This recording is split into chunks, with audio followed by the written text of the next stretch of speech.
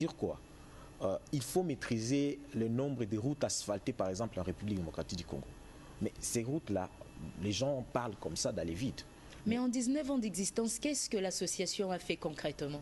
L'association est en train, nous sommes là en train de faire beaucoup de choses. Vous voyez, par exemple, aujourd'hui, lorsqu'au ministère des Affaires foncières, on parle de maximisation de recettes. Oui. Ça, c'est l'expertise immobilière qui est notre apanage. C'est-à-dire, chez nous, là-bas, c'est nous qui donnons des valeurs au fait des bâtisses. Mais moi, là, j'étais un peu inquiet.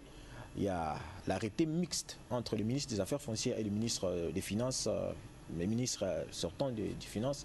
Ils ont signé l'arrêté mixte. Aujourd'hui, vous savez que c'est compliqué de dire exactement une maison coûte combien à la Gombe. C'est parce que le mètre carré, personne ne maîtrise exactement les prix de mètre carré.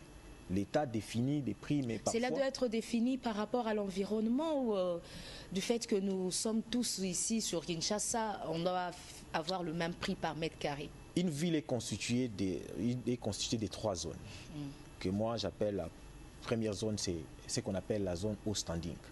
La zone haut standing, je vais donner l'exemple, c'est la Gombe, Ngaliema. Normalement, on devait avoir commune à Kinshasa, Barumbu. Et il y a deuxième partie qu'on appelle, la deuxième zone qu'on appelle la moyen standing. On devait avoir Limité, Kassavubu. Et il y a la partie, la zone qu'on appelle populaire ou soit encore sociaux. On voyait par exemple dans d'autres pays, on dit que voilà, ici nous avons des logements sociaux. On les fait souvent dans les faits fonds là-bas. Par exemple, les Tchangou, donc les périphériques de la ville de Kinshasa. Tchangou, Lukunga, vers Mongafula, voilà, Mongafula et Matadikibala et consorts, tout ça. Et c'est le Mba aussi. Voilà, alors nous, lorsque nous faisons, lorsque nous présentons les choses de cette manière-là, c'est-à-dire chaque commune normalement par rapport à la valeur, l'accès, l'accessibilité et tout, on devait avoir les prix par mètre carré. Nous savons qu'à la Gombe par exemple, le mètre carré ça coûte 10 $. Lorsque vous évaluez la parcelle, vous savez que c'est 10 $. Et vous ajoutez le prix, le mètre carré. Et vous ajoutez les prix du bâtisse, c'est ce qui vous donne exactement les prix. Même si quand quelqu'un achète, il part par exemple au service de l'État pour aller chercher les documents. Il sait quand même que je vais payer 3% de ce que j'ai sorti. Vous faites s'il a acheté une maison à 3 000, je donne un exemple, 300 000 ou 3 000 $, et il doit payer les 3% chez l'État. Mais la personne, l'expert qui fait le travail, c'est un expert normalement privé. Là aussi, il y a un problème. Et maintenant, c'est vous l'expert dans les cas d'espèce. Voilà, nous sommes des experts, mais il y a un problème parce que nous, on a fait beaucoup de propositions déjà au nom de la fédération, par exemple. On avait demandé qu'on puisse retourner les ministères de l'urbanisme, les affaires foncières et l'aménagement du territoire, ça soit fusionné. Je ne sais pas, l'aménagement du territoire était une direction au sein de l'urbanisme. La personne qui a essayé de retirer ça, je pense qu'il faut peut-être revoir les choses de ce côté-là.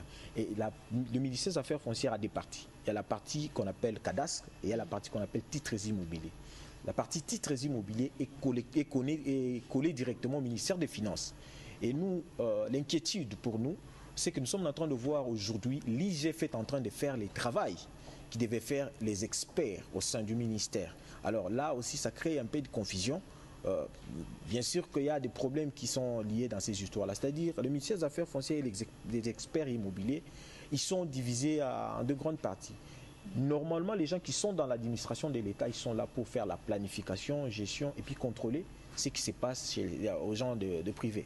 Mais non, c'est quoi le souci avec les topographes? Parce que moi, je pense que vous ne revendiquez pas suffisamment votre numéro d'ordre, je ne sais pas comment on appelle. Si vous n'êtes pas réunis encore au sein de l'ordre, c'est parce que vous êtes quasi inexistant. En 19 ans d'existence, vous avez combien de topographes au sein de l'association? Madame, ça fait plus de 3 législations qu'on a essayé d'introduire notre projet qui souffre encore au Parlement. Est-ce que vous maîtrisez d'abord l'effectif des topographes? Aujourd'hui, là, on a enregistré plus de 5000 géomètres topographes au pays. Et si, je vais vous donner l'exemple, par exemple, en Côte d'Ivoire ou au Sénégal, ou soit au Brazzaville seulement ici. Les Brazzavillois, ils ont fait les études ici chez nous. Mais ils se sont organisés, on dit par exemple, chaque province doit avoir un géomètre, ou soit chaque commune, ou soit dans chaque province, si vous avez 50 géomètres topographes. Et il faut qu'il y ait des bornes géodésiques qui permettent à ce que chaque étranger qui vient dans ces pays pour travailler, ils doivent se rattacher à une borne en fait. C'est-à-dire nous avons des gens qui viennent travailler sur la route, nous avons les gens qui viennent travailler pour l'électricité. L'électricité qu'on est en train de parler aujourd'hui, tout le monde parle des problèmes d'électricité. Nous avons une solution. Pourquoi? Parce que Vous savez, il y a ce qu'on appelle d'abord l'hydrotopo. L'hydrotopo, on fait les levées bathymétriques pour définir en fait les profondeurs, la quantité d'eau.